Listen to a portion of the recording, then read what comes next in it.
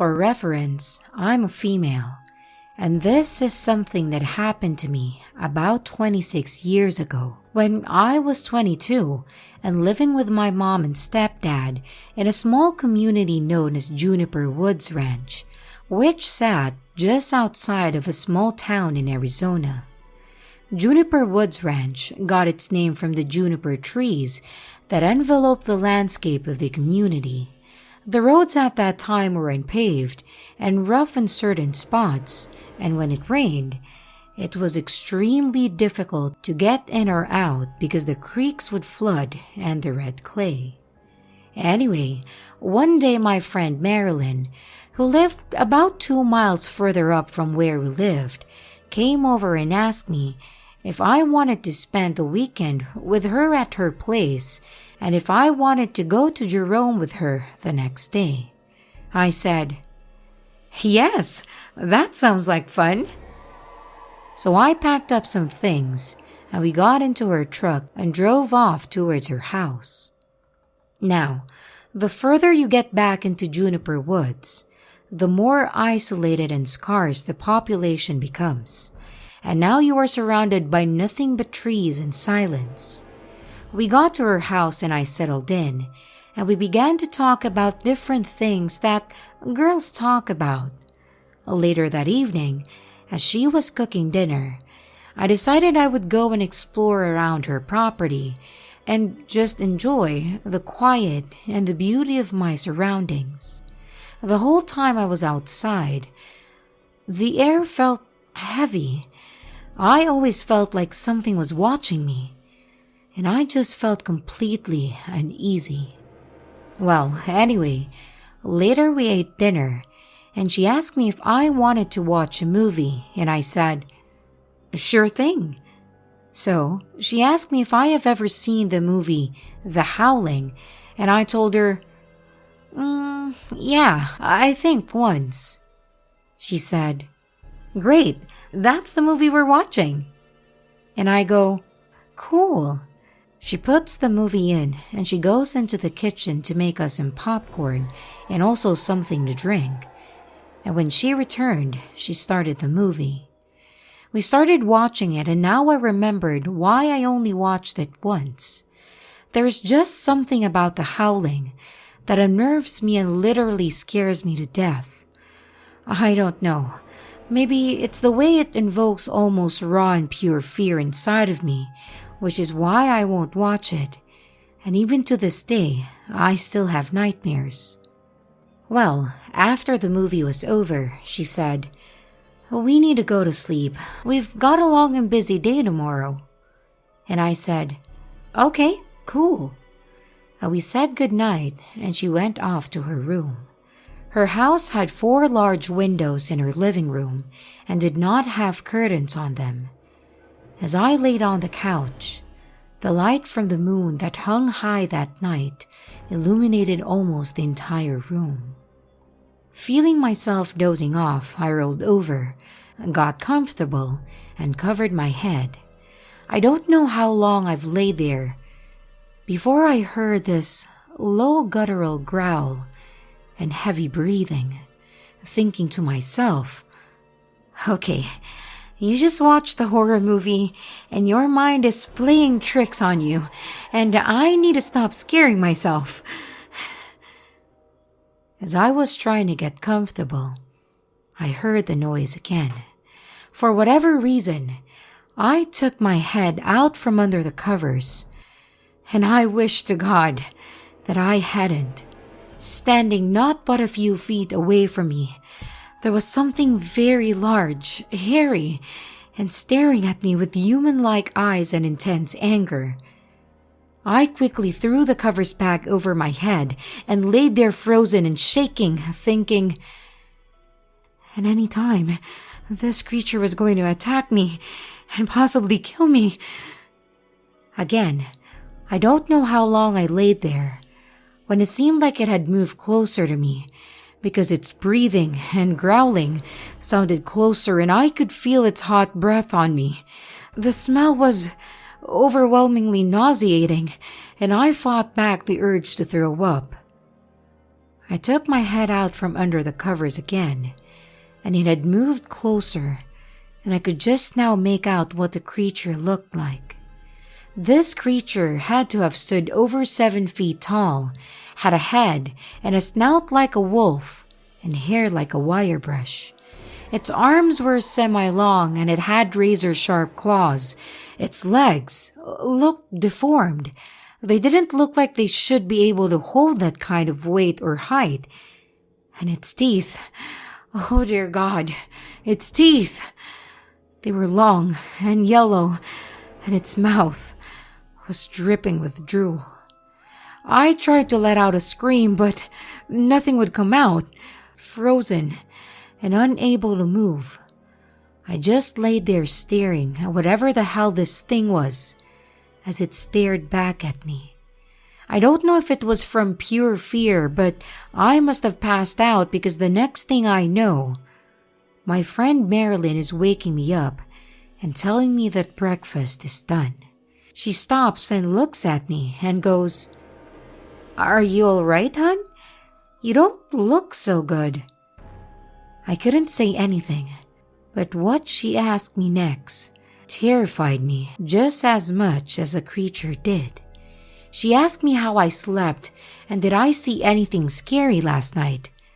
I don't know what it was, or if it was just my imagination.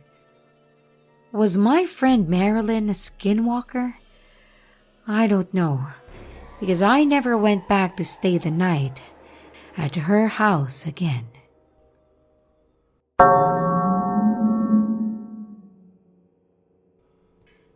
Hello, you can refer to me as Ricky. This story takes place in Washington State in a small town near Seattle. It took place in around the winter of this year, 2021. To set the scene, it was around January. Me and my friends, who we'll call N and J, were hanging around at their house. They were twins. We decided that it would be fun to have a sleepover. In Washington during January, it's pretty cold and turns dark around 4 p.m. At around 5 p.m., we decided to go into their hot tub, which was located in their backyard, in this neighborhood in which it was pretty much a cul-de-sac of some sorts. Behind the houses was a backyard that was connected to a small forest that had a fence blocking a steep drop that led to a small creek. Against the fence was a small playset with a child-sized rock wall, hut, slide, and swings in the backyard that led to a very large soccer or baseball field that sat right against an elementary school. To give a better picture of the street, the neighborhood is on the left, a field in the middle, an elementary school on the right with a forest behind them all. I'm sorry for the long explanation.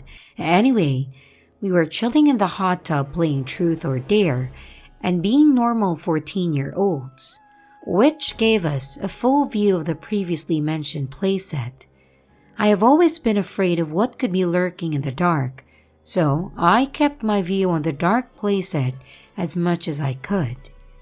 After around an hour or so, around 6 p.m., we decided to get out and we grabbed our towels and started drying ourselves off as the once quiet forest became quieter. Sort of like J, N, and I were the only things on the face of the planet. Being somewhat scared, I rushed inside and my friends quickly following. When we got inside, we sat in the living room playing Halo Master Chief Collection, and after a few hours, we got a strange energy boost and decided to go on a walk. And at this point, it was around 9:45 p.m.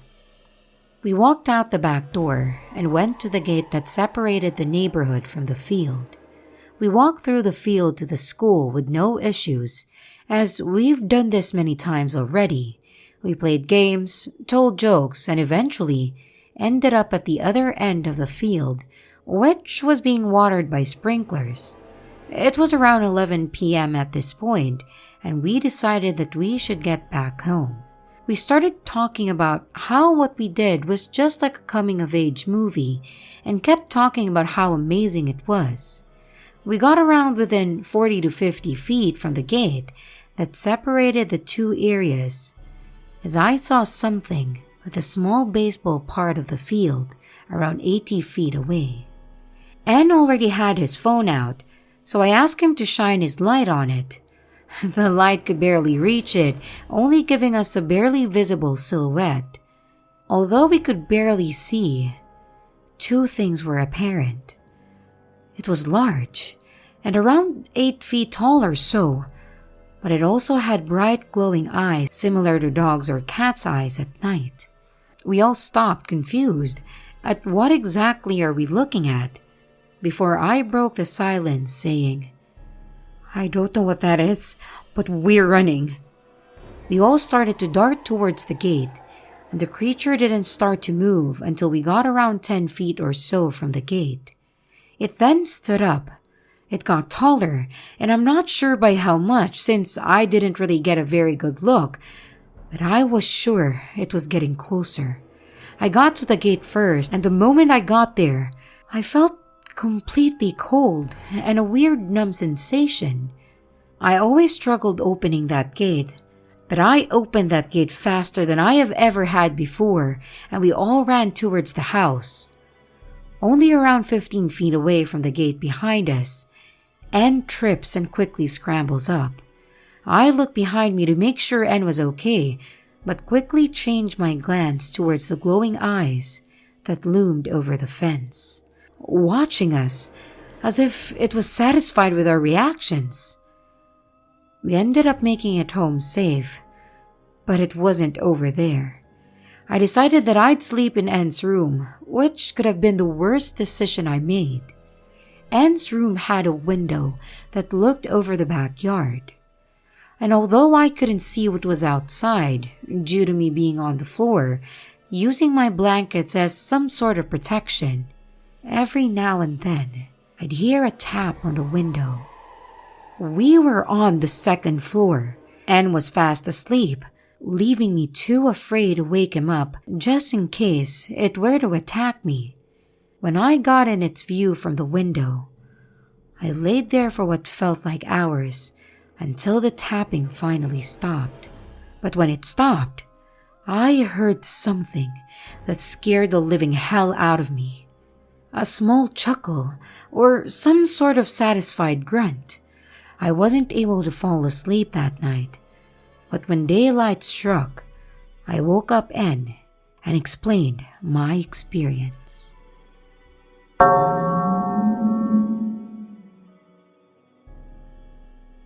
For reference, I am a female, and this happened to me in the summer of 1984 when I was 13 years old. Well, anyways, that summer, my parents sent me and my twin sisters to camp for the summer. For obvious reasons, I will be changing the name of the camp to Camp Up High. Camp Up High is located in the Angeles National Forest near Mount Wilson, which is 52 miles from Long Beach, California.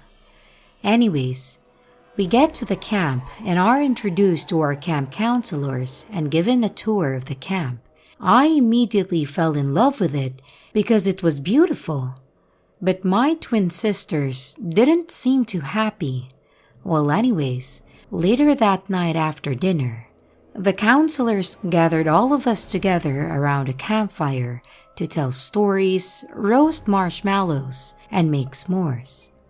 About a week after getting to camp and during dinner, one of the counselors named Running Rooster told us the next day that we would be getting up early and going on a hike to another campground where we would be spending the night. Getting up the next morning and after breakfast, we all went to our cabins and gathered up our camping stuff and met up with the counselors at the snack barn. After the counselors made sure that we were all there, we started off on our hike. I remember being excited because I have always loved the outdoors. Now mind you, this was during the 80s. long before cell phones and social media. So, hearing stories about cryptids, skinwalkers, and dogmen were unheard of. And I remember how beautiful everything was, and the smell of the fresh pine trees and the sounds of nature echoed around me. I also remember that while walking on the trail, a group of trees to my left, and hearing a sound that kind of startled me at first, but when I looked, I realized it was a group of soldiers on the ground for a training mission. While standing there and watching them, it dawned on me that I was way behind my group, so in a hurry to get caught up with them, I didn't notice how quiet everything became around me. After crossing a small stream to catch my breath and realizing that it was too quiet, I kind of started getting scared because I still didn't hear or see my group. That's when I first heard something moving diagonally to the right of me. That's also when I smelled whatever it was. Darting my head to the right, that's when I saw it. It was standing half behind one of the pine trees. In shock and unable to move or scream, I just stood there, staring at whatever this was. Whatever this creature was, I know it had to stand at least 7 to 8 feet tall.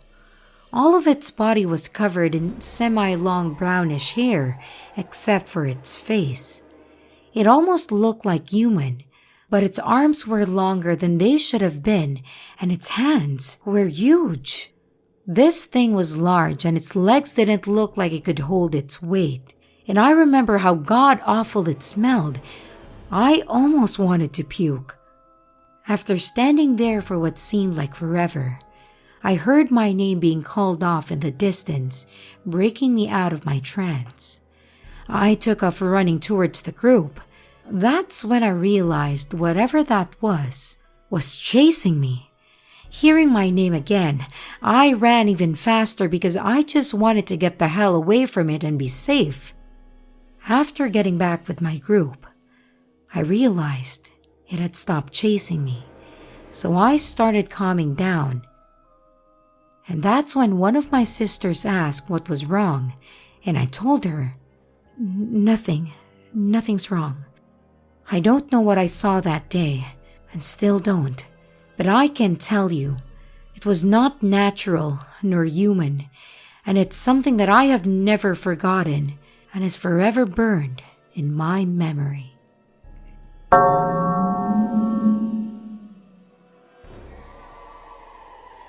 This happened to my brother and I in the summer of '95. I was 24 and he was 22. We lived with our mom out in the open desert at a place called Whispering Ranch, which was about 10 to 20 miles in any direction from the nearest town. The roads weren't paved, and we didn't have electricity or running water. Because of that, we had to haul our water in from town, and the only means of light we had were kerosene lanterns and flashlights. One day, our mom asked us if we could walk down to her friend John's place and pick up some tools that she needed for a project that she was going to do the next day. We told her yeah, then headed out across the desert. It took less time because John lived about a mile away. There would still be half a mile between us and the road to John's house. So anyway, we got to John's and sit under the shade to drink some water while he goes and gets the tools for our mom. He comes back and gives us the tools. We put them down and decided to stay and visit a little bit because it was scorching. After the sunset, we realized it had gotten darker, and the only means of light that we had was a flashlight. We told him we had to leave, so we grabbed the tools for our mom and said goodbye. We left and started to walk down the road. While walking home, we decided to cut across the desert to get home faster. We got halfway across the desert before it sounded like something was following us. At first, we didn't pay attention to it because out there, it wasn't uncommon to hear an animal at night. The further we walked, the sound of something breathing got closer and closer. My brother stopped and turned to see what was following us. That's when he saw it. 2 glowing red eyes staring at us. He tugged my arm, shushing me. He told me to move slowly and be quiet and don't look back. I didn't listen to him. Turning around, I saw the eyes and screamed. We took off running towards our moms, and that's when it started chasing us. I ended up tripping, hitting my face on the ground. Between the night sky and our light, there was no telling where we were going. When I got up, I saw red eyes and I screamed for my brother. He came back and grabbed me, shoving the flashlight in my hand, and we started running again, and so did the thing chasing us. By this time, we were scared. There was nothing to protect us from whatever was chasing us. Somehow, for a brief moment, my brother and I got separated, and that's when I fell again, rolling over onto my back. I sat up, pointing the flashlight into the direction of the animal, and that's when we saw what was chasing us. It was huge. I imagined if it stood, it would be about 8 feet tall. It had long, shiny black hair and a snout like a wolf, long, sharp claws, and it smelled like rotten flesh. It snarled at us, looking with its dead, cold eyes. We were scared, frozen in place at the sight in front of us. My brother snapped out of his trance, dragging me up to my feet.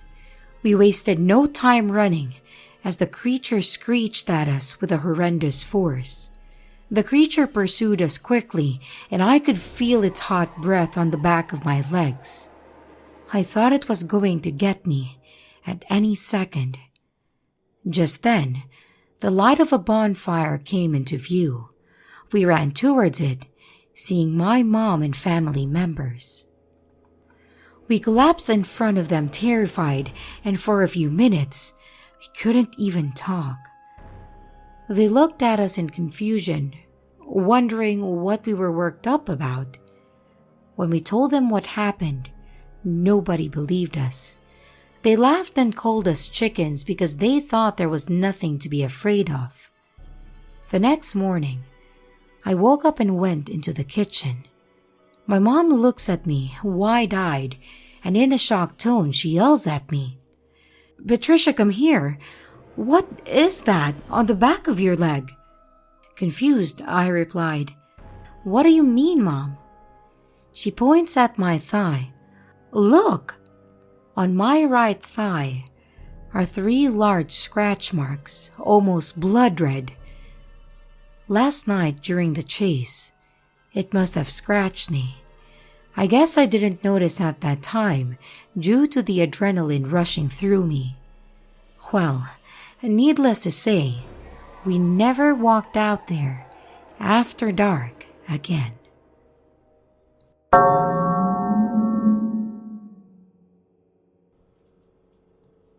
Hi, I'm not sure if this is the right place to post this, but it's been freaking me out for the past few days since it's happened, and I wanted to see if anyone had any advice. I want to start by saying that everything that I'm about to talk about is true, and if you don't believe me, well, I'm sorry. I live in the woods in Northwest Ohio. My house is back about half a mile in the woods, down a long driveway, and my property is surrounded by trees from each side, except for the back, which has a field that alternates soybeans and corn every year. We're a few minutes away from a very small village and about half an hour out from bigger towns. I just wanted to give some background into the area before I say what happens, in case that helps at all. I've had weird stuff happen before. I've encountered what I think are not deers. Once there was one in my yard walking around apple trees, which isn't uncommon, but the thing was huge and ugly, and it just looked wrong. There was also one next to a country road I was driving down with my friend once. A few years ago, I was dog sitting before I had a dog, and I was out with a dog walking near the field, and he turned around as there was a huge splash in our pond, and he started growling and howling. Other than that, the dog was really friendly, and I'd never heard him growl before. I joked saying it was a frogman, like the Loveland frogman, but ignored it for the most part. Last year, my family got a dog of our own, and he's a hound dog, so he chases and barks at everything. But sometimes, he gets weird about that pond too, and he'll growl and howl at it. He doesn't really growl other than that. But the incident that I came here to talk about happened a few days ago. This year is a corn year in the field behind our house, which I always hate because I can't see out past the first couple rows, and I've always thought it's creepy. Before crops are planted, I like to rock hound and metal detect in the field and the surrounding fields, so I know the land very well. I have found Native American artifacts in the field before too, and there's a couple woods scattered throughout the fields, and a big creek runs through it too. I mainly stick to the field directly behind my house because I don't want to wander out far, and the farthest out I've gone is probably no more than a mile. A couple days ago, I was out with my dog, walking along the line of dirt between the trees in the back of my property and the field, when my dog started growling at the corn. It obviously scared the hell out of me, and I was yelling at him, telling him to stop. When I was little, we would get coyotes around there too, so I figured it was a coyote. Since I didn't want myself or my dog to get hurt by the coyote, I started walking back to the house. But my dog wasn't having it. He was pulling on the leash, baying and howling and losing his mind. He doesn't usually bay and howl like that, unless he's tread a squirrel. So the fact that he was just screaming into the corn freaked me out. We started walking again, and then I heard a cat meow from the corn. I was like, oh, okay, it's just a cat. Cool. But I have a cat, and there's plenty of barn cats that cross our property, and my dog has never lost his mind over a cat like that before. So I kept tugging on his leash, and I'm like, dude, let's go. You're freaking me out. And the cat keeps meowing. And it's getting like uncomfortably loud for a cat meow. It sounded like it was a lot closer than it was.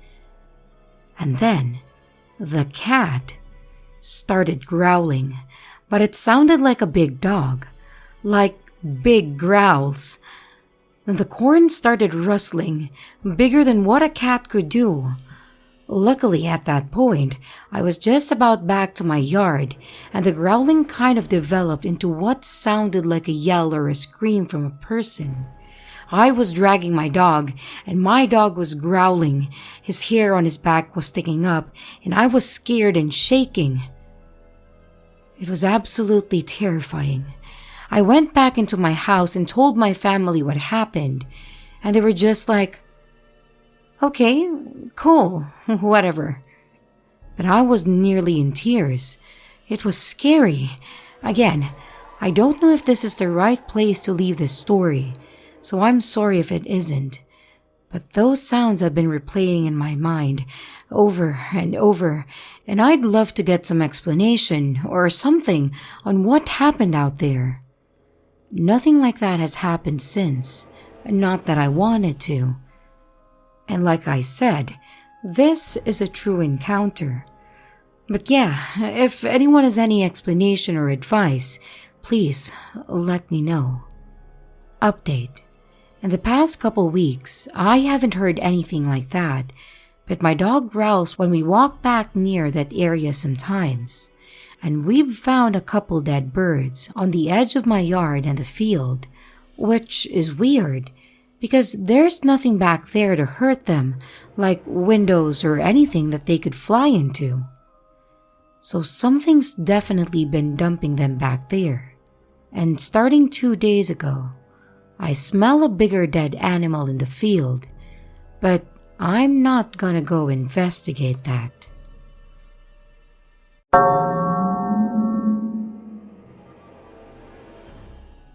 I should preface this by saying that I usually don't believe paranormal stories that much.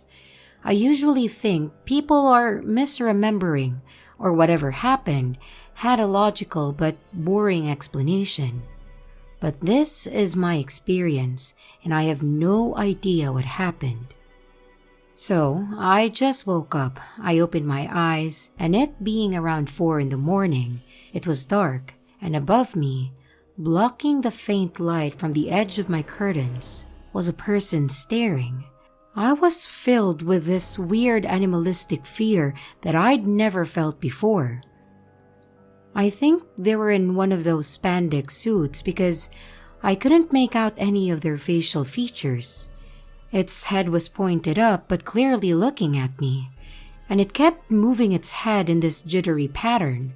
I tilted my head slightly on accident, and the thing scuttled back in what I guess was supposed to be a surprise or fear, and I could hear it sliding across my sheets. I stood perfectly still if this was a robber, and I didn't want to think I was awake. But I did have my eyes open. But I guess it couldn't see them in the dark. Or maybe it just didn't care. It seemed to ease up and move forward back to where it was. I had my mouth slightly open, and being satisfied that I was asleep, or at least invalid, it ran its index finger across the wire in my front 2 braces. I could feel its finger against my mouth occasionally. It touched my lips with its finger on accident. It didn't feel right. Well, not that a stranger's finger in your mouth could ever feel right, but it didn't feel like a finger. Like it was in a glove, but I could feel its fingernail. It kept looking at me with this jittery motion, and I kept opening and closing my eyes hoping it would leave, or at least that I would fall asleep. When I realized that it would not be leaving, and it probably being dangerous, I thought to attack it.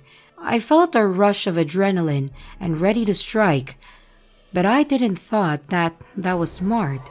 I wanted to attack it, strangle it, whatever I could do, but it had the advantage being above me and all. I suddenly realized that I couldn't feel its weight on the mattress, and in that moment I knew that it couldn't be a robber. I don't know if this was sleep paralysis. I'd only had it once before, but I couldn't even move my fingertips or toes at that time. Not even my head. But here I was, struggling to keep still. I decided that the best that I could do is wait. I'm not much of a theologian, but when I was out of options, I just prayed. I shut my eyes and eventually I felt its finger retract from my mouth, and it left. I sat in my bed not moving for a few hours until there was enough light. Eventually I got up the courage to turn on the lights in my room, and surprise, surprise, there was nothing there.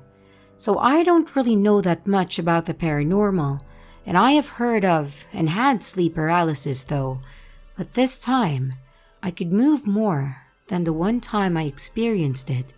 Plus, I didn't have any hallucinations that time. Also, part of the reason I think this might be paranormal was because last night in my bathroom, there was a loud bang. It was so loud that my parents came to see if something broke, but there wasn't anything there. So, thank you for paying at least limited attention to me. And if you know what's up, please help.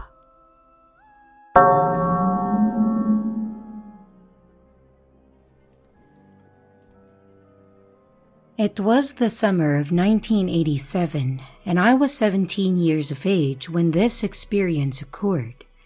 I lived at my aunt's house and decided that I was going to visit my sister. We both lived in the same city that summer. My sister at that time was married and had 2 small children, and she and her family lived in a house with an attached farm to it. The best way I could describe this house is like an old-fashioned redwood farmhouse, and though it was in the city, it was surrounded by trees, and in the back were a couple of old shacks and chicken coops, but didn't have any chickens. Although my sister had a front door, they always preferred everyone to use the side door. As you walked in, immediately to the right was a doorway that led to a long, narrow, dark, and creepy closet, and just inside the doorway and to the right was a bathroom, and towards the end of the closet was another door that led into a barn. The side door opened into the kitchen though, and immediately there was a dining room, and if you walked there to your right, a big old living room, and then another right would be a bedroom and another bathroom. Just walking into the place gives me the creeps. I don't know why at that time, but it just did. My sister never really told me anything about the history of the house. I don't know if she didn't know or just thought nothing of it and didn't mention it to me. Well, like I said, on this particular day, I went to go and visit her. While she was doing her laundry, I decided I would go and explore because I was getting bored. Little did I know at that time that my boredom and my curiosity could have never prepared me for what I was about to see, and it would leave an image in my mind that I would never forget. Anyway, after using the restroom, I walked down the long dark closet to the door that would lead me outside into a barn, and for some reason, as I approached that door, I went to open it, and I just froze. Something told me not to open that door, but I didn't listen to my gut feeling.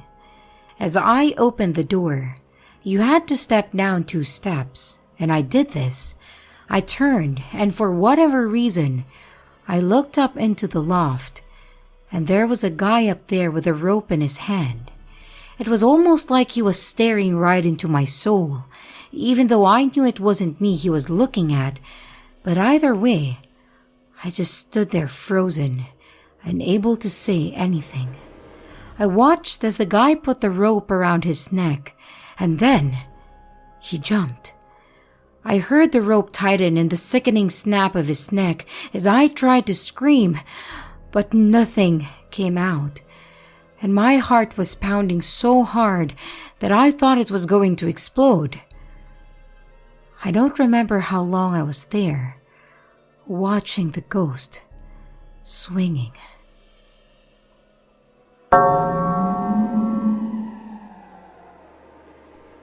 When I was 9, I was visiting my grandparents, which we did every 2 weeks, 1 week for my dad's parents and another week for my mom's parents.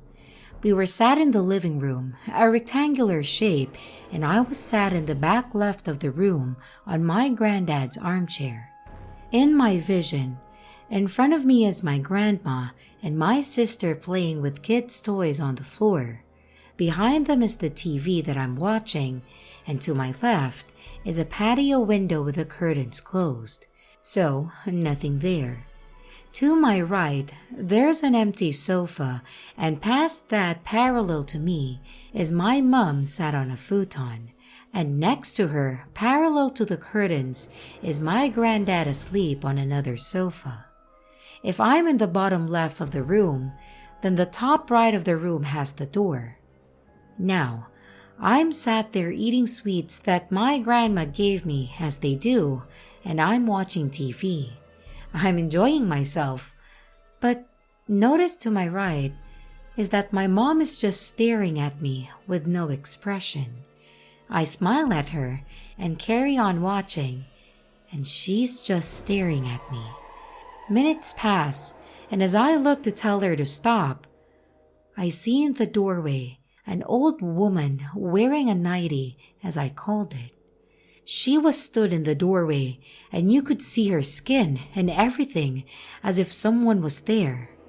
She was staring straight at me, and me being 9, look to my mom and all she does is smile and says, "You've seen her as well, haven't you?" I won't lie, I instantly cried and spat out my food and said, "Who was that?" My granddad woke up, checked the house and etc. Now, the reason this was quite messed up was my mom said, "Now, I don't want you copying what I say I saw, so we'll write them down about what we saw." She wrote 5'1" white woman, long gray hair in her evening dress. I wrote an old lady with gray hair as tall as the piano in the hallway that the doorway leads to. My granddad comes back and hugs me and tells me that nothing will hurt me and that he's seen her many times as well. And my mom also tells me that she's seen her once before. So naturally, as a child would, I said that I'm never going back, which I went back every other weekend until I started university 3 years ago and never saw anything again. I just wanted to write this down as it's always been on my mind and it's something that I will never forget. I'd say that I hope to not have anything like this ever again, but while studying at university, I work in a pub from the 1700s, which I've already had weird stuff happen, as well as most of my colleagues. Anyways, I've never really shared this on anything, so I just wanted to try. Again, I know you don't believe everything you read on the internet, but all I can pledge is that this genuinely happened, and it's something that I will never forget because of how creepy it was. And I would love to hear what anyone else has to say about this.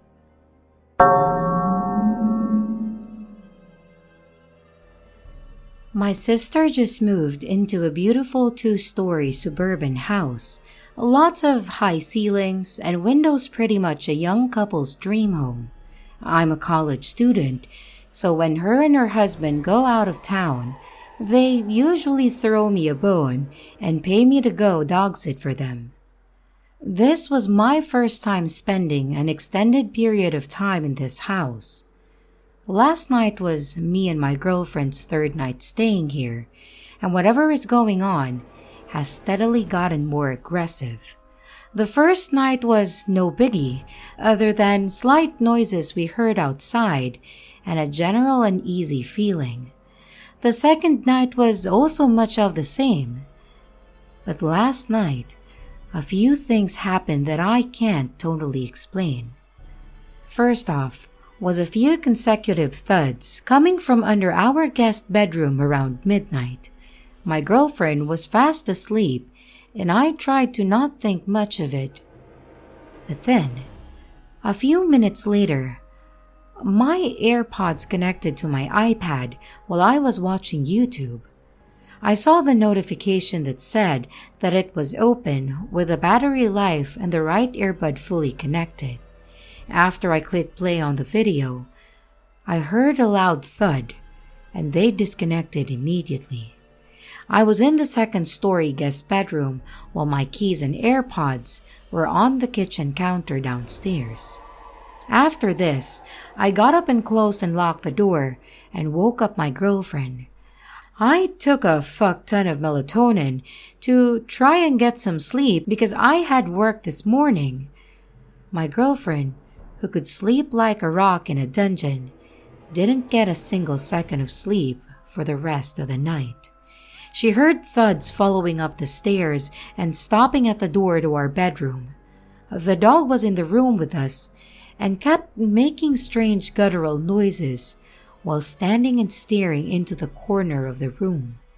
I kept jerking awake and staring into the mirror in front of our bed in a dazed half-asleep state, and she felt a presence at our door for a majority of the night. She's not one that easily scares, so it made me very uneasy when I woke up this morning and she seemed visibly shaken. I am writing this from the bed that we both slept in last night. I wanted to share because A, we were both freaked the hell out, and B, we were hoping that you all might have some answers. The house is brand new, but in the southern town I live in South Carolina. And it's not unusual for neighborhoods to be built over old plantations. Any insight about this is really appreciated.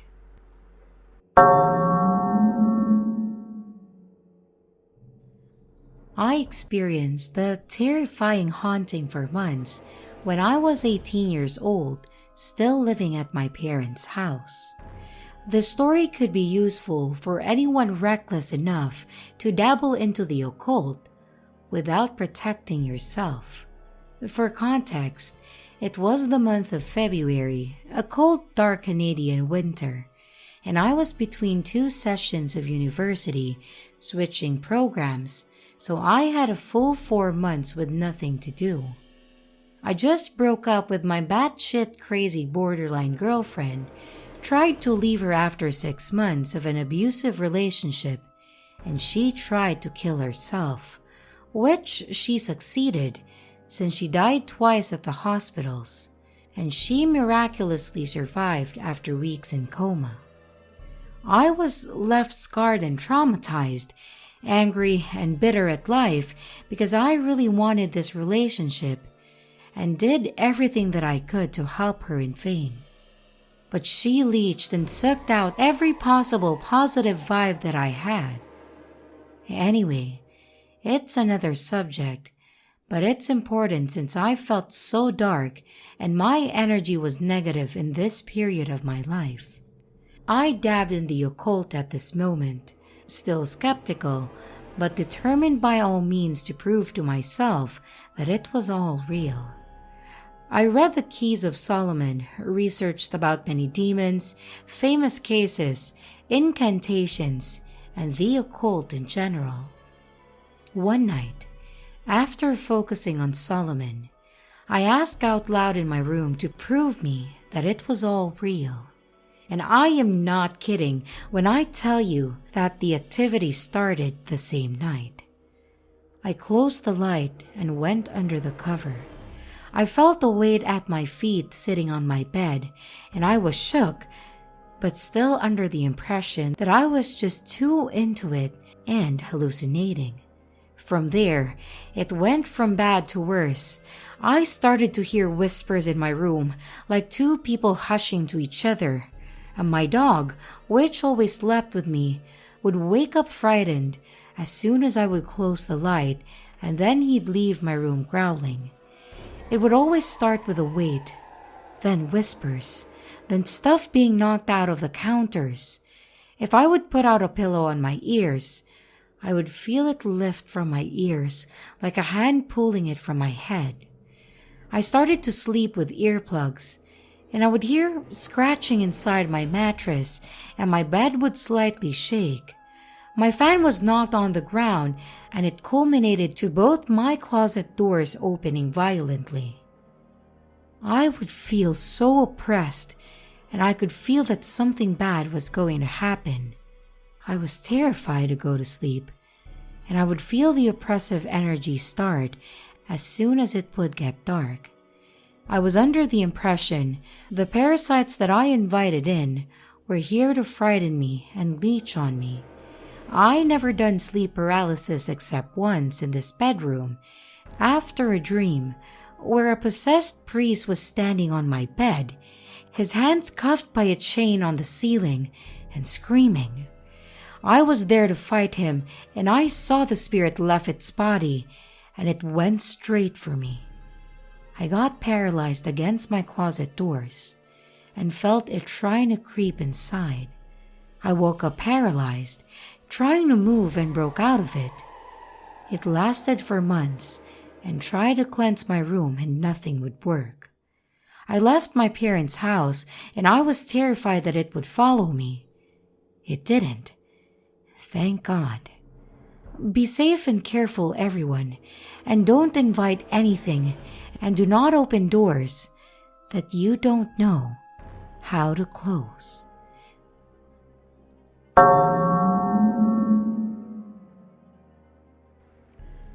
I haven't shared this with anyone until now, and my experience was terrifying.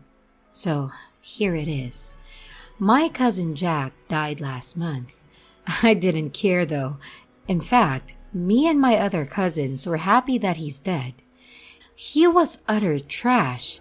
When we were teens, he tried to kill me because I told my mom, who in turn informed his mother that he was doing drugs. Later, he convinced my other cousin to move in with him after she was kicked out of her house. Then, for the first whole week, he pimped her for buying drugs and also took turns in banging her. She was horrified by what was happening around her, and there was no way that she could have contacted us, as he took her mobile and Mac away from her. She escaped, but trauma stayed with her, and later she committed suicide. Everyone in the family came to know about the suicide, but nobody pressed charges because his parents begged not to. His mom has terminal illness, and she begged us all not to take away her son. Last month, he overdosed and died. I didn't even attend his funeral. So, coming to last week, I had a weird dream where he appeared and threatened to kill me. He said he came to kill me, and I was scared to death. In my dream, I went back into my home and took my dad's revolver, and when he was banging my door, I shot a few rounds at the door, and after some silence, I was relieved. But again, there was a heavy bang at my door, and then it got broken. I don't remember how, but I tricked him from room to room and ran outside with my gun. After he came to know that I was outside, he came straight to me and I shot a few rounds at him. It didn't hurt, I guess, but he was kinda trying to avoid getting shot, and in the whole fiasco, he escaped to my neighbor's home while I was shooting continuously at him. But then, I heard he was throwing tantrums loudly and that he was throwing things in their house. But then I heard a big scream, which is still in my dream, from my neighbor's home. And with that sudden shock, combined with heavy sweating, I was awake. I couldn't sleep at all, and everything felt so real in the dream. I thought it's just a nightmare. But next morning, I came to know that my neighbor's wife was dead. I couldn't brush it off as a coincidence because she is in her early 30s and perfectly fine with no complications at all. She's a health-conscious person and the tomboy type, and even the coroner couldn't confirm the cause of death. I confirmed if anything similar happened with my other cousins. They said nothing weird happened, but they believed in my experience and told me that they knew that Jack always hated me for ratting him out. When he was alive, he occasionally told them that if it ever came to end, and that the last thing that would make him happy is killing me.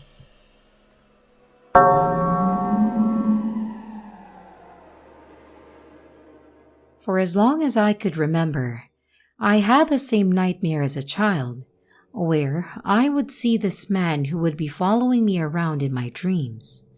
I never saw his face, since he was like one of those shadow people, or of a walking silhouette where his body was completely pitch black. The man was about 6 feet tall, and there would be times where he would be with or without a fedora hat, but he would always be wearing a long trench coat. Before he would appear in my dreams, all would be going normal as dreams go. For example, I dreamt that I was in a park playing with others on a bright summer day. All of a sudden, there would be just something that would snap and everyone around me would suddenly shift their moods from happy to fearful. Whispers would be heard saying, "The man is near. The man is here. The man is near. Yes, the man is near. It's best if you leave before he gets close. Best if you leave before he gets close." The sun would disappear, and it would be that time of day where it would be twilight. I would make my way to get home before the man could find me, and I would always be alone during this time, but the whispers would be getting louder and louder. Right before I could make it to safety, there in the corner of my eye, I would see the man standing right at the corner of the wall. He wouldn't move or talk, and he just stood there so still. I would be paralyzed in fear, and I couldn't find the energy to escape inside my house. Once the man saw that I was trapped, that is when he would charge at me with his arms reaching for me. And this is when I would wake up, shaking in my bed, holding my own heart, feeling it beating out of my chest. Furthermore, there were times where I would have sleep paralysis, where my room would be darker as usual. I would be stuck facing up with only being able to move my head slightly from left to right. As I looked to my left, that's where I saw the man standing in the corner of my room watching me sleep.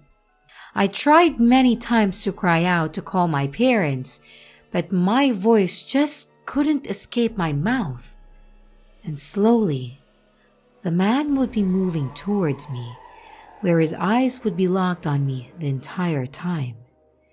I had these dreams and these sleep paralysis moments from my earliest memories all the way to 5th grade. Fast forward to about 13 years later, where my little sister is telling me about a dream that she has been having. She describes how her dreams are, and they nearly match the experiences that I had down to the man that I had encountered in my own dreams. She is in 5th grade, the same grade where I stopped having the dreams. I don't want to bring up these dreams to her since I rather have her forget about these. My questions are, is this just a coincidence of who she's describing? Or is this the same man that haunted me in my dreams? And is there a family curse or haunt that has never been brought up?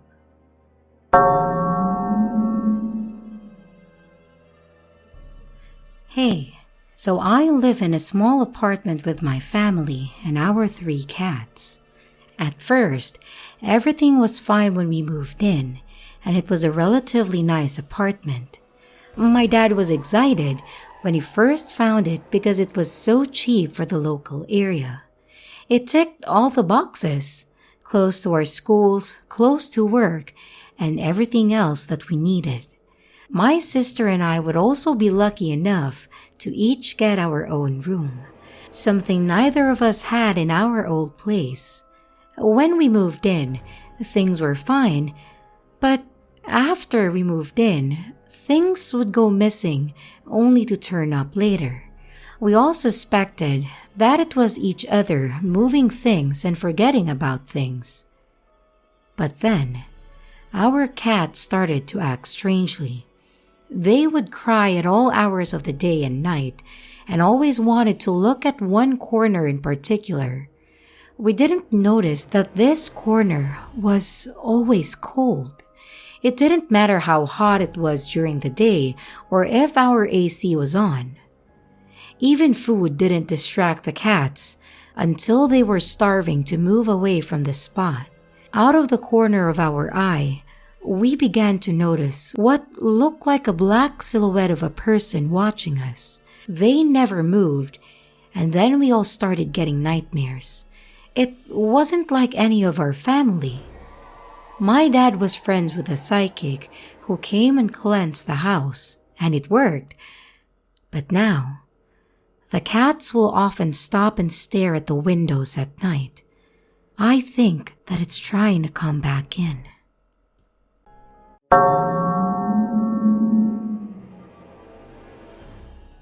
My first sleep paralysis experience. Recently, I experienced sleep paralysis for the first time, and I'm 28 years old. By the way, before I get into my experience, I just want to say that I have never been the type of person capable of sensing the presence of spirits or the paranormal. However, that's all changed in the last couple of weeks because one night recently, I awoke in the dead of the night and my body couldn't move. I thought for a moment that I was still asleep, but I knew that I wasn't. Knowing that I was awake, yet unable to move was so strange, and I was feeling tense because, in a way, I have always been waiting for this opportunity. When you think about sleep paralysis, it really is a once-in-a-lifetime opportunity, right? I always wanted to know what it was like. I tried to move using all of my power, and I only managed to move a minuscule amount.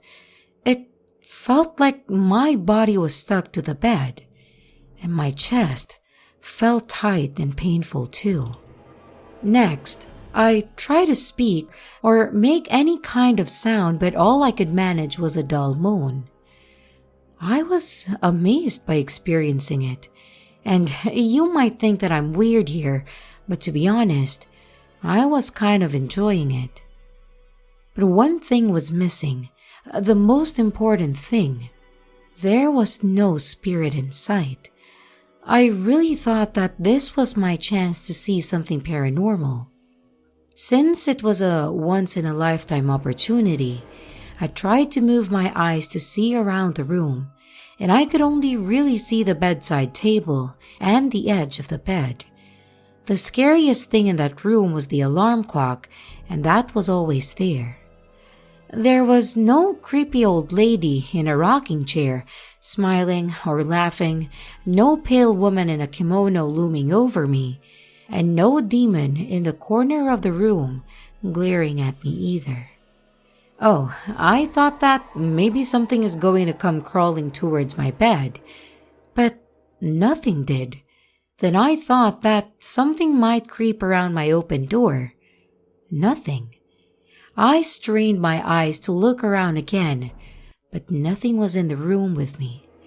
My chest was still in pain, and I guessed about 10 minutes had passed, and I was still stuck to the mattress, unable to move.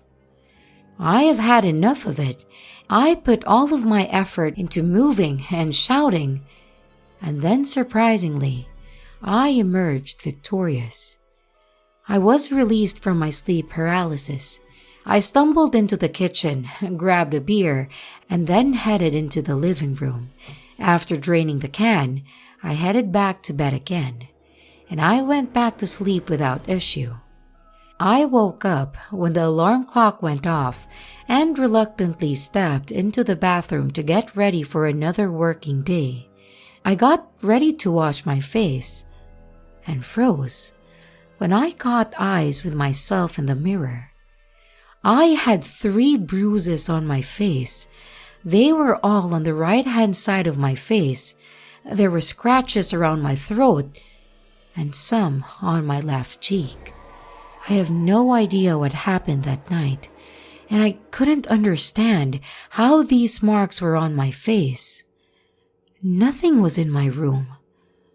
Nothing that I could see anyway.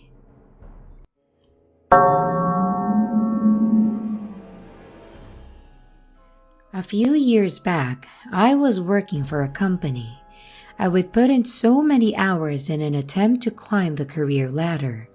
And all of these hours were unpaid, of course. I used to use my lunch breaks to catch up on sleep. It became a routine for me to pull into a quiet area, eat lunch, read a bit, then go to sleep. In the evenings, I would always visit clients, and that meant that from lunchtime till early evening, my bosses assumed that I was traveling. It was a little dishonest to sleep on the job, but I was so tired from working overtime, and my company was ignoring the labor standards law. I never managed to sleep deeply in the car, so I guess that is why sleep paralysis soon found me. I remember it was a cold day in December when it happened. I was en route to visit a client, and I found a great area to pull into to take a nap. I found a vacant plot of land by a dam, a blind spot from the highway behind some bushes. I ate, reclined the seat, and read, and before I knew it, I was asleep. When I opened my eyes, the LCD display screen in my car displayed a track and the time. It was 6:05 p.m., and I think Radiohead were playing. I remember thinking, "Ah, you idiot! You overslept!" I went to put my chair back in position, but I couldn't. I couldn't move. My body felt heavy and the atmosphere in the car was dark. My eyes were fixed on the windscreen, and I could see something dark in the upper right-hand side of the windscreen. It was a shadow of a human hand.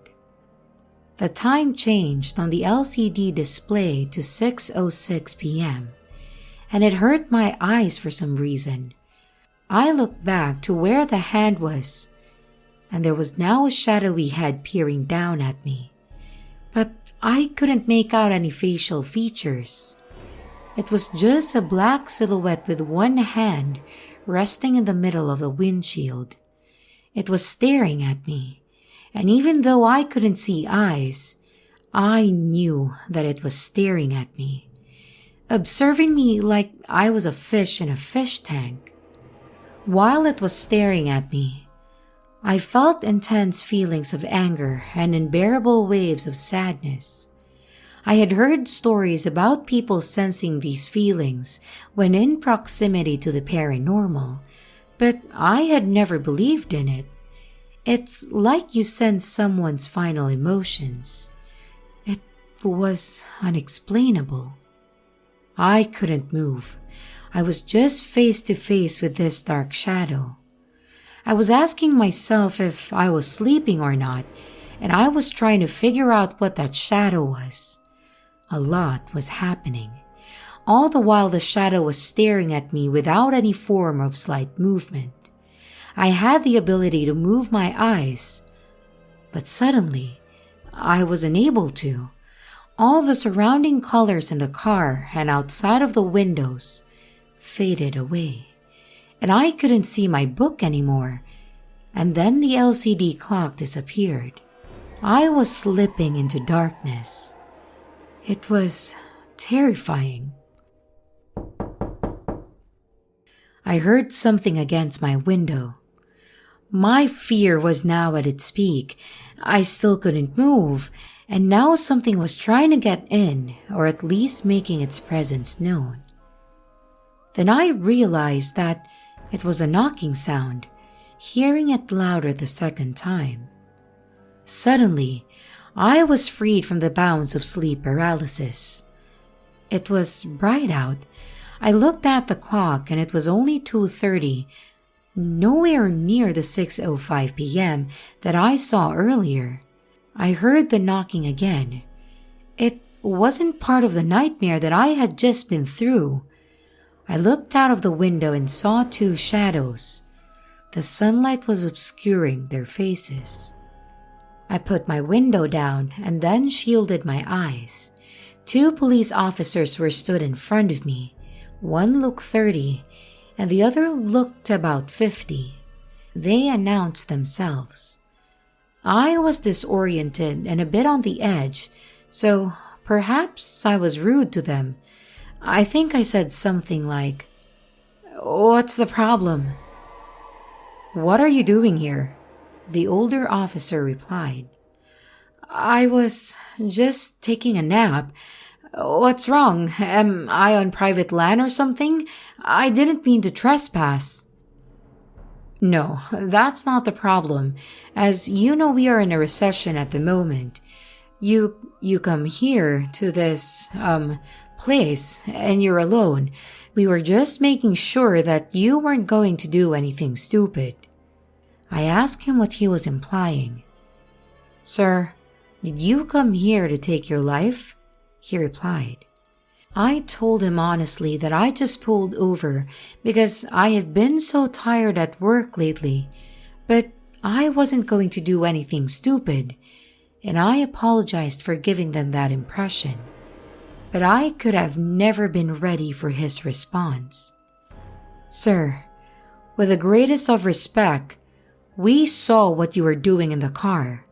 You were strangling yourself to the point where your eyes were rolled back. Are you sure that nothing is wrong? I was completely floored by that statement. After a while, I managed to convince them that I was going to be okay, and I told that I would get some rest and they wouldn't have to worry about me coming back here again. I got out there as fast as I could and then headed back to the office. I called the client and asked them if they were okay with the phone consultation. Fortunately, they were. I didn't want to be alone, and I left that damn area feeling truly terrified. Since that day, I didn't want to take naps in my car again. Every time I would feel tired, I would just remember that shadow and what the officer said that I had been doing in my car. I slipped into a light form of depression due to the lack of sleep, stress, and it was affecting my work. I was in the bottom performers at work. Within a month of seeing that shadow on my windshield, I left my job and no one complained or cared. I was saving myself from being fired, to be honest. I don't know what that shadow was, but recently, I am not so sure that it was paranormal. I just think that I had a scary dream brought on by my tiredness and the status of my mental health at that time.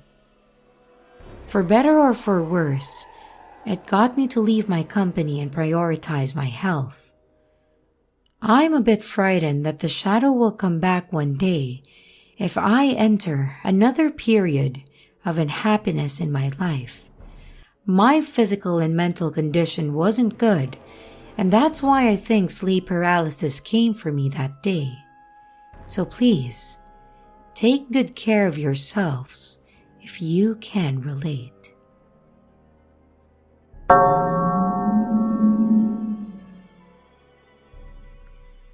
Talking to yourself. Do you ever speak to yourself? Did you know that it's an ancient spirit communication game? It was described as a form of necromancy long ago.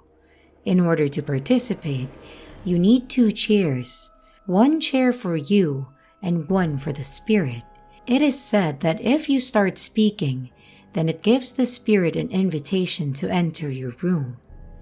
I did something very similar inadvertently, and I sensed the presence of the paranormal, and I wanted to share my experience.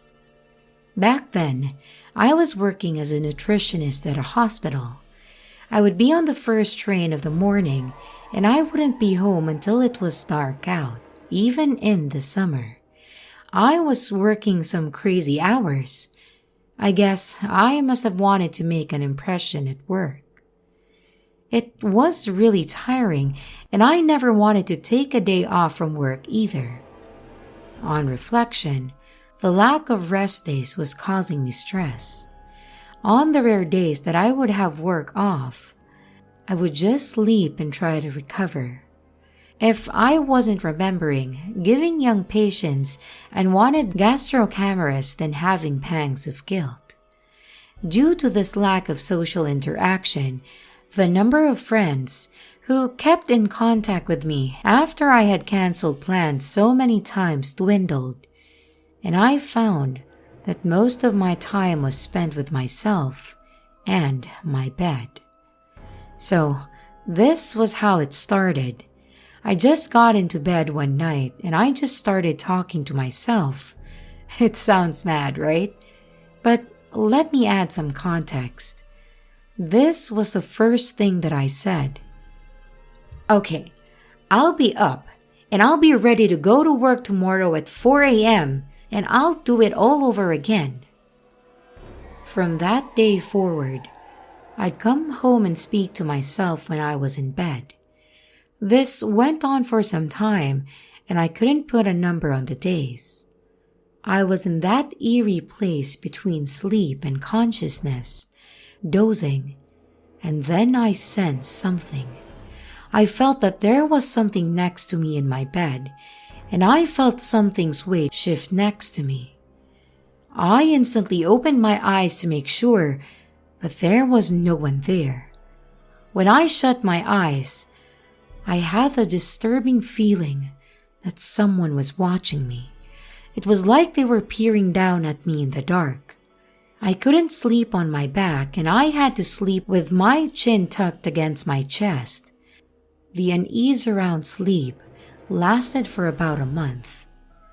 It wasn't that much of an issue as I could always get to sleep, so I didn't let it disturb me. I guess I was too tired to do anything about it anyway. Then one night, things changed for me in a big way. I guess I must have fallen asleep on my back. I might have been overtired or sick that day. Whatever the reason was, I slipped into sleep paralysis that night. Both my wrists were grasped by some unseen force. I was completely restrained, and I couldn't move at all. All my doors and windows were locked, so I could quickly rule out a home invasion, right? I had no evidence that someone was in my apartment. I experienced the same thing a few times a month. I mean, sleep paralysis. I cannot think of another explanation, or maybe this was all brought on by stress, or some spirit attached to me at the hospital and followed me home? Or maybe I invited something in by beginning talking to my empty apartment. It's really weird. I don't know.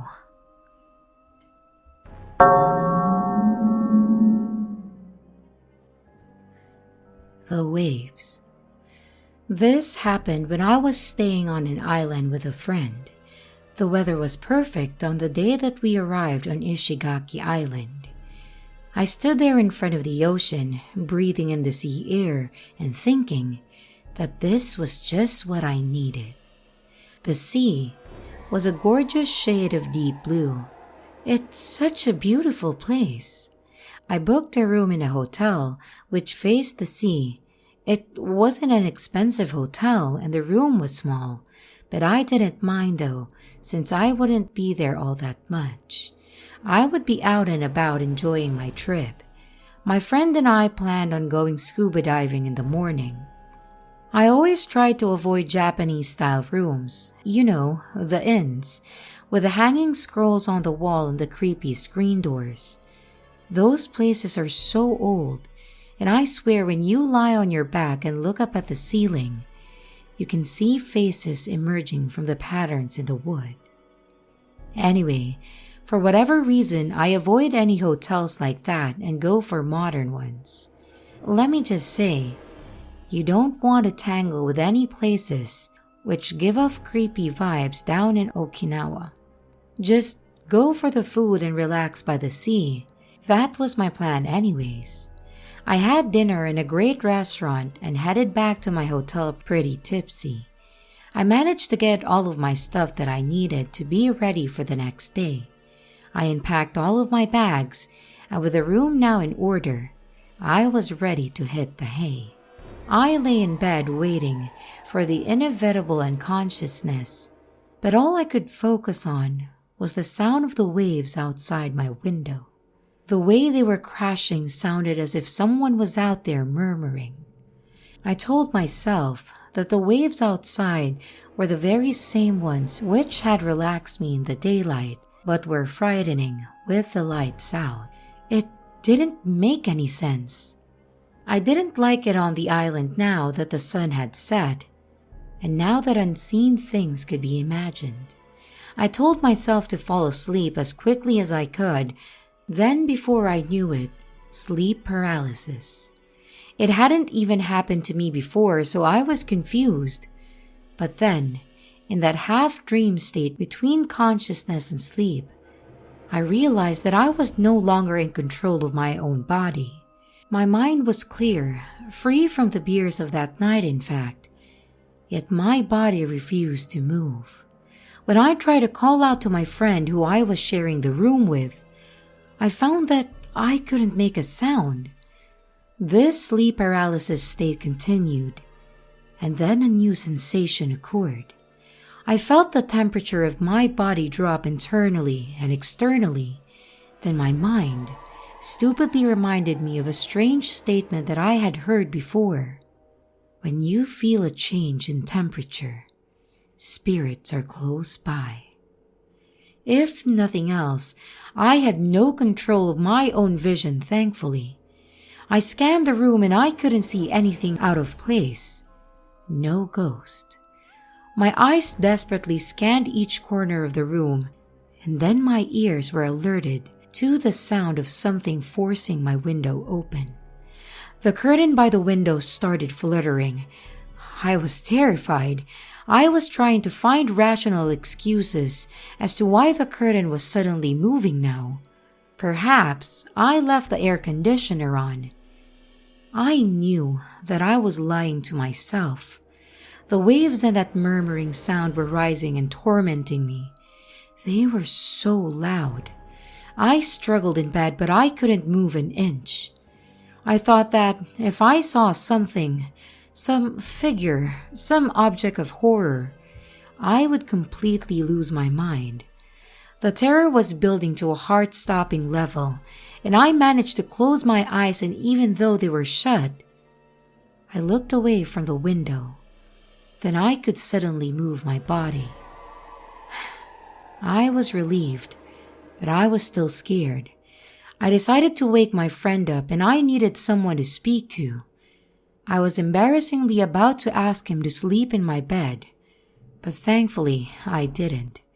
We spoke for a while, but then I heard something hit the window in very quick successions, like fingers drumming on a desk. It sent shivers up my spine, and it sounded as if it was huge raindrops or something. But of course, it wasn't raining out. It would make the sound now and then, and my friend and I decided that we were not prepared to stay in that hotel room. We got up, got dressed, and headed outside and walked around until the morning. When it was light, we headed back to the hotel to look around for any possible cause of the sound, but we couldn't find anything. I went online and tried to find out if any other guest had any similar experiences, but I couldn't find anything. I don't know if I can class it as paranormal experience, but all I can say is that we were not alone that night. Something was there with us.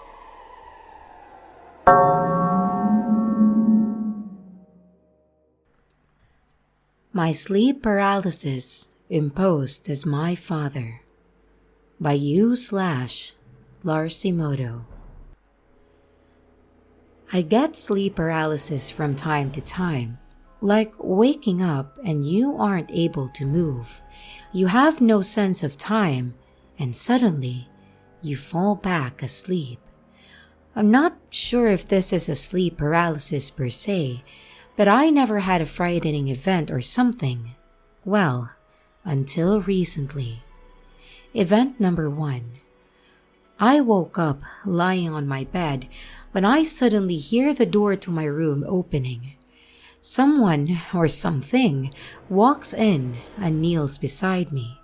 A face hovers in my peripheral vision, and I realize This is my dad. It's completely dark in my room, but his face is illuminated. He starts whispering my name again and again. But I don't live with my dad. My heart starts racing and I am sweating like hell. I'm not just frightened. I am in absolute terror. This whispering goes on for what felt like an eternity, until it suddenly stops and the first daylight starts shining through under my closed door and through the shutters. A few weeks later, I get my second experience. This time, I wake up to the sound of the shower in my bathroom. I already panic at this point because I know that I live alone. My heart starts racing once more, and after a short while, I hear my dad calling my name, when suddenly my door opens and a dark figure jumps onto me. I can't breathe because this thing is so heavy. I don't see what is lying on top of me, but it has my father's voice. It again calls my name over and over again while laying on top of me, slowly pushing the air out of my lungs. Unlike last time, I fall asleep at some point. I'm not sure how this works when I'm literally dying of fright or suffocation, but I did. When I woke up, everything was fine again. At this point, I am really confused why my sleep paralysis monster is imposing as my father. My father and I have a really good relationship, so I really can't find any reason in this.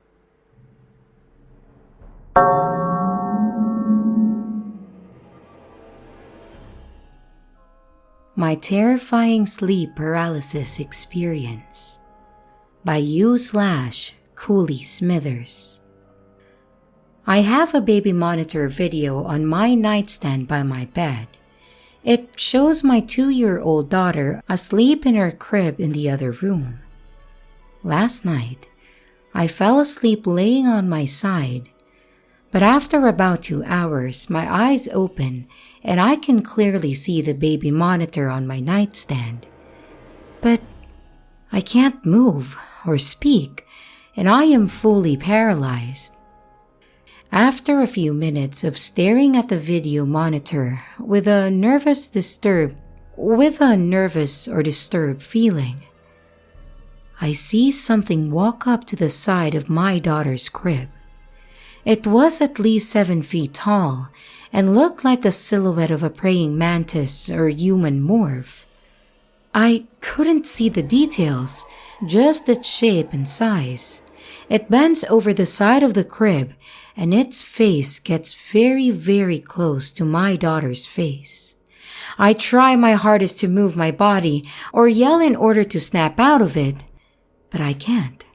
It stood there, bent over the side of the crib, its face less than a foot away from my daughter's. It stared at her for at least 60 seconds.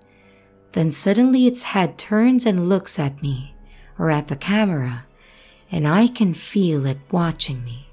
It knows that I'm paralyzed, and at this point, I am panicking inside. I am trying my hardest to kick and scream, but I just can't. A few seconds later, my fiancé, who was laying in bed next to me, shakes me and wakes me up.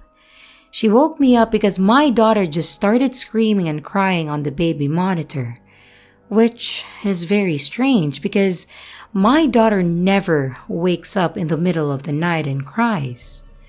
We hop out of bed and run into her room, and she is terrified. We stay with her until she's comfortable enough to fall asleep, and then we head back to the bed and fall back asleep. An hour later, the same exact thing happens again. I go into the paralysis and see the same figure on the monitor with my daughter. And then my fiancé wakes me up because my daughter is screaming again. The next day, right after lunch, I'm putting my daughter down for her daily regular nap. But this time, she doesn't want to take a nap and then starts crying. She says, "Scary monster! Scary monster!" Over and over. That's the first time she's ever said that. In fact, it's the first time she's even said the word monster. I've been having sleep paralysis all my life, and each time there's also some sort of dark figure watching or stalking me, wishing to do me harm. What if they've been real this whole time, and the only ones who can see them are me, and now apparently my daughter? What if these demons I'm creating in my mind while in sleep paralysis are beginning to manifest in real life?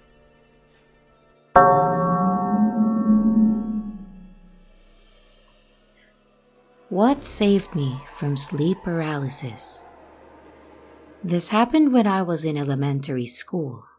Back then, I was experiencing a lot of paranormal goings on. I believed that I had the ability to see and hear spirits, and I never thought that anyone would believe me, so I kept it all to myself.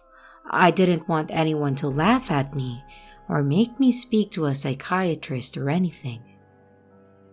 Then one night, I was sleeping as usual, but I woke up due to a severe pain in my back.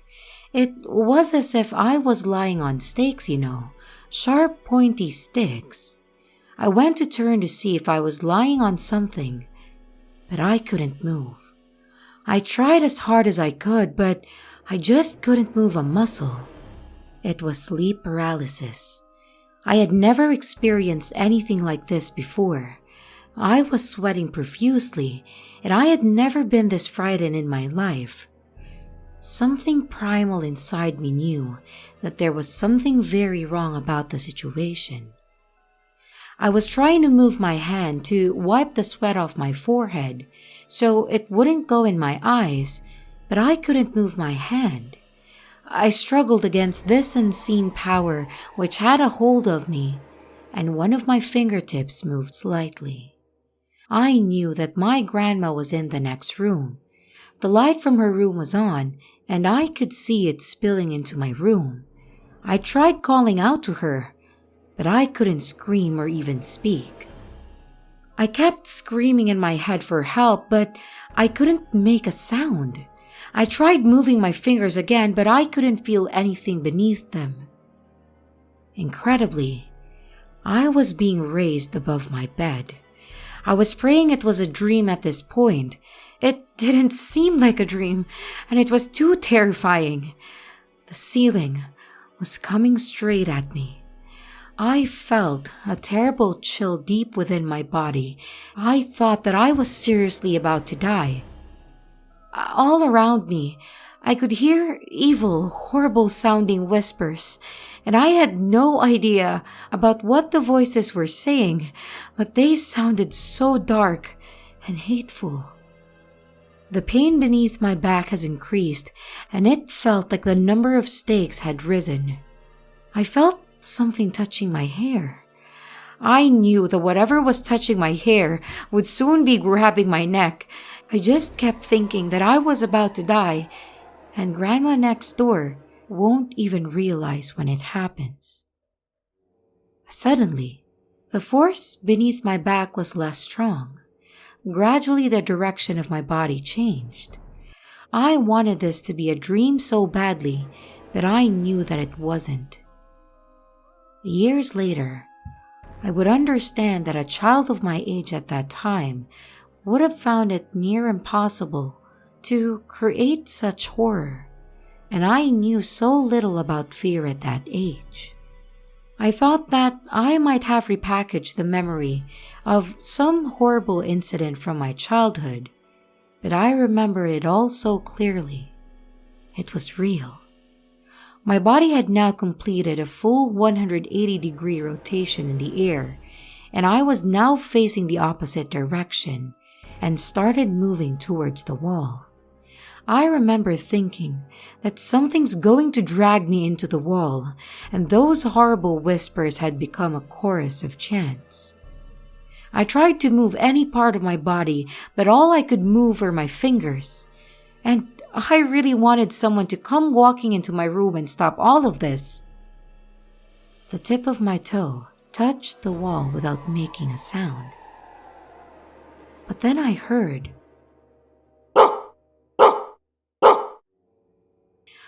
a dog barking really loud, like it was warning off an enemy or an intruder. The moment I heard the dog bark, I was slammed back into the mattress. My grandma finally comes rushing in asking about what all the noise was. I was lying there in a stunned silence. I knew those barks I heard, and they sounded just like my dog's bark. Sadly, he died a few years ago. I have seemed to have lost the ability to sense spirits in my older age. But I'd love to hear my dog again one day. I can't wait to see him again when it's time. And buddy, thank you for protecting me. Hello everyone, it's your creepy sister here. Thank you so much for watching the video. I really appreciate each and every one of you. But I would also like to thank my amazing patrons, my top tippers, and my dearest channel members. Thank you very, very much. I really appreciate it with all of my heart. If you want to support the channel further, you could also choose to become a patron, a tipper, or a channel member. But remember, it's appreciated, but never a requirement. I would also like to announce that we have merch now. The link is in the description of the video, along with all my other social media links, like my Discord server, Twitter, Instagram, and others. You can connect with me and send your stories there. And don't forget to like and subscribe if you haven't yet, and comments are highly appreciated. And remember, your fear feeds me.